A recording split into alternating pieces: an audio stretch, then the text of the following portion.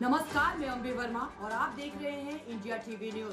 तो चलिए आगे बढ़ते हैं कुछ खास खबरों की ओर। राजद के प्रदेश प्रवक्ता शक्ति यादव ने प्रशांत किशोर पर गंभीर आरोप लगाया है। उन्होंने कहा है कि उनकी असली छवि सामने आ गई है। शक्ति यादव ने कहा कि जिस प्रकार उन्होंने न्यायालय में जाकर हंगामा किया, जिसके कारण उनके खिलाफ केस दर्ज किया गया, ये स्वयं में गंभीर बात। उन्होंने कहा कि प्रशांत किशोर का लग्जरी गाड़ी को लेकर महात्मा गांधी की मूर्ति के पास किए गए आंदोलन का सच अब सबके सामने आ गया है।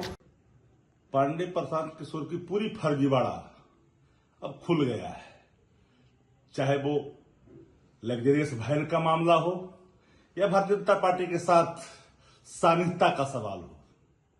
अब पूरे मामले को देखिए कि एक सत्याग्रह को किस तरह से भटकाने की कोशिश की। सत्ता प्रतिष्ठान ने इसका इस्तेमाल किया प्रशांत किशोर का, और गांधी मैदान जहां प्रतिबंधित था वहां एजिटेशन पैदा किया, पिटवाया अभ्यर्थियों को, भाग खड़ा हुआ। जब राष्ट्रीय जनता दल ने सवालों की झड़ी लगाई तो रातारात इसको भोर में उठाया गया और न्यायालय में जब प्रस्तुत किया गया तो न्यायालय में भी इसकी उदंडता खुल करके सामने आई। मारपीट तक मामला गया, फिर बहोर थाना में एफआईआर दर्ज की गई, एसपी को तुम तड़ाका किया गया। ये किस खेत की मूली है भाई? इसकी उम्र क्या है जो इस तरह की भाषा का इस्तेमाल करता है? और पुनर्विचार किया गया इसके फैसले पर। प्रशांत पांडे के लिए दिए गए न्यायिक निर्णय पर अगर पुनर्विचार होता है तो कल्पना कर सकते हैं कि दिल्ली से लेकर पटना तक सत्ता किस तरह से इसका इस्तेमाल करता और ये इस्तेमाल होता है। हम लोग पहले ही कहे कि बेबी प्रोजेक्ट है, बाजारू शिखंडी है। ये नोट छापता है, वोट काटने का काम करता है। बिहार का पिछड़ा, दलित तंत्र पिछड़ा, इन बातों को समझता मैं जानना चाहता हूं।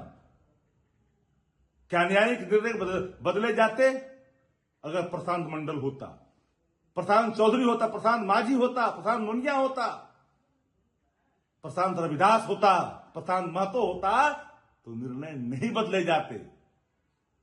अरे बात सबको पता है। परिवहन विभाग ने तो जारी कर दिया इसके सारे फर्जीवाड़े। ऐसे बेबी प्रोजेक्ट लोकतंत्र के लिए घातक होता है। ये लोकतंत्र का मजाक बना करके रख दिया है। और मानो कहता है कि हम सत्याग्रह करेंगे, आंदोलन करेंगे। अरे तुम्हारी तो सारी फर्जीवाड़ा खुल करके सामने आ गया। और तुम्हारा प्रादुर्भाव गुजरात से हुआ है ना, किसको पता नहीं है? कौन नहीं जानता है कि भाड़े पर काम करने वाले भाड़े के टट्टू हो, इसके सिवा तुम्हारी कोई पहचान नहीं है।